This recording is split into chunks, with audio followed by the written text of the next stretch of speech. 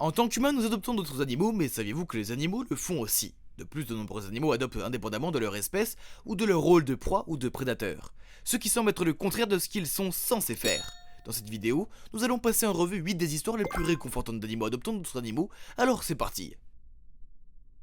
Tout d'abord, les lions et les léopards ne s'entendent généralement pas très bien car ils se disputent pratiquement tout. Même s'ils sont tous deux de grands félins, ils ne s'entendent que rarement. Mais cette lionne a mis ses différends de côté et a adopté un bébé léopard. La vidéo montre le petit se blottir contre la lionne et être allaité par elle, comme s'il s'agissait d'une vraie famille.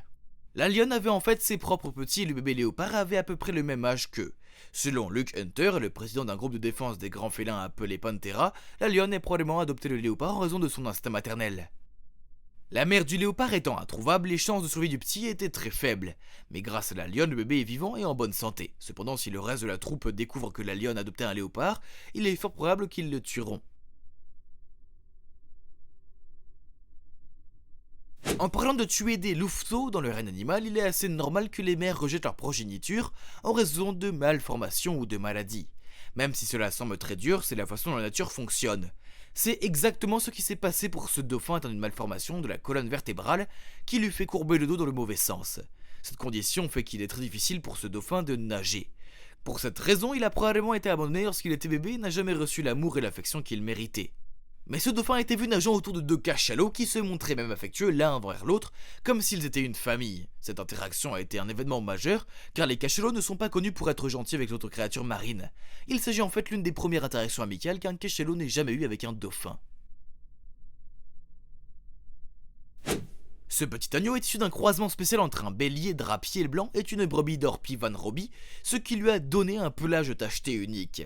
Mais ce pelage est exactement la raison pour laquelle sa propre mère l'a abandonné. Après cela, ce chien dalmatien a pris sur lui de s'occuper de cette chèvre en la soignant. Le chien a même essayé de nettoyer et de nourrir le petit agneau lui-même. Ce qui rend tout cela génial, c'est que tous deux sont des taches noires dans leur corps blanc. Selon les experts en animaux, c'est principalement pour cette raison que le chien a été attiré par cet agneau, parce qu'ils se ressemblent.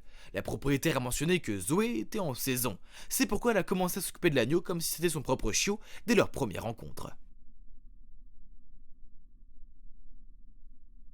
Dans notre prochaine histoire, ces bébés opossums ont eu un début de vie tragique. Leur mère a été tuée par un chien à Rio de Janeiro. Heureusement, les bébés ont été sauvés par une dresseuse de chiens, Stephanie Maldonado. Mais comme les bébés étaient si jeunes, elles ne savaient pas vraiment quoi faire. Sans leur mère, les opossums n'avaient pas l'air très bien et ils avaient besoin de son lait.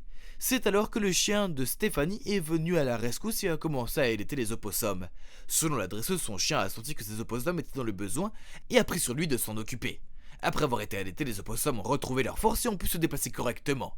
Ils sont maintenant inséparables et grimpent même sur le corps de la chienne lorsqu'elle se promène. Une fois que les opossums seront assez grands, Maldonado dit qu'elle les rendra à la nature pour qu'ils puissent vivre leur vie qu'ils méritent vraiment. Dans cette histoire réconfortante, la réhabilitation de la faune de Shawandri a sauvé cet éléphanteau perdu. La mère de cet éléphanteau est morte après être tombée d'une falaise, ce qui a rendu les choses encore plus difficiles. C'est que l'éléphanteau n'avait que 6 mois et qu'il avait besoin d'un compagnon. Lorsque l'éléphanteau est arrivé dans sa nouvelle maison, il était assez nerveux et avait peur de tout, ce qui est normal pour les éléphants. Les sauveteurs ont donc décidé de le présenter à Albert le mouton. Bien qu'Albert n'ait pas été très heureux de rencontrer l'éléphant, ils ont commencé à courir comme des amis. Cela a permis à l'éléphant de s'adapter plus facilement à son nouvel environnement. De plus, l'éléphant a enfin pu courir après quelque chose. Et Albert est capable de courir beaucoup plus vite. Donc personne n'a à s'inquiéter qu'il soit écrasé.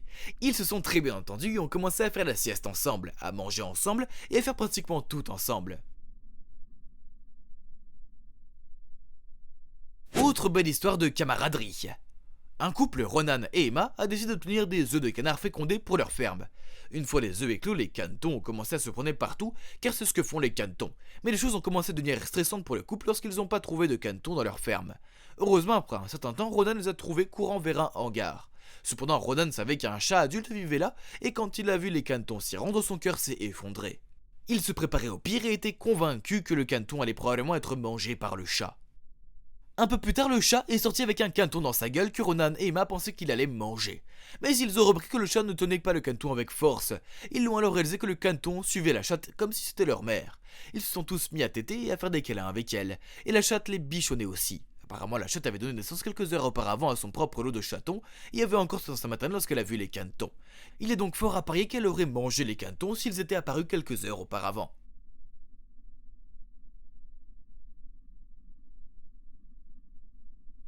Vous avez peut-être entendu parler de Coco le gorille, une légende pour sa capacité à communiquer avec les humains grâce au langage des signes.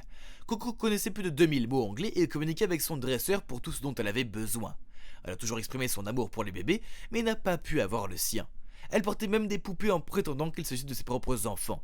Ainsi, le jour de son 44e anniversaire, son entraîneur, Francine Patterson, a décidé de donner à Coco une partie de chatons. Lorsque Coco a vu les chatons, elle les a immédiatement pris dans ses bras et a commencé à les caresser. Elle a ensuite signé à Patterson bébé et chat, ce qui signifiait en gros à son entraîneur qu'elle avait adopté les chatons. Coco était très douce avec le chaton, même si elles avaient des mains énormes.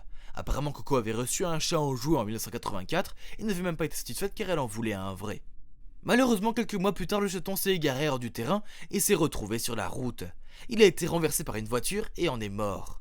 Lorsque Coco l'a appris, elle était dévastée et il a apporté le deuil pendant de nombreux jours. Elle a également signé Sleep Cat et a compris ce qui s'était passé. Dans notre histoire suivante, nous voyons cette chienne, Georgina, qui a eu un travail prématuré et a donné naissance à des chiots dans une station-service. Malheureusement, les chiots étaient bien trop prématurés pour vivre. Même si le refuge a fait tout ce qu'il pouvait, les chiots n'ont pas survécu. Il était évident que la mère était déprimée avec la mort de ses chiots et rien ne semblait pouvoir lui remonter le moral. Au moment où une partie de chatons est arrivée au refuge, il n'avait pas de mère et le refuge décide de les présenter à Georgia. Georgia a accepté les chatons dès qu'elle les a vus. Elle a commencé à les allaiter et les nettoyer comme leur mère. Cela n'a pas seulement remonté le moral à Georgia, mais elle a même sauvé la vie du chaton orphelin. Très bien. Laquelle de ces histoires vous a fait le plus chaud au cœur? N'hésitez pas à nous le faire savoir dans les commentaires ci-dessous. N'oubliez pas d'aimer la vidéo, de vous aider à friend join et de cliquer sur l'icône de la cloche pour en savoir plus. A bientôt.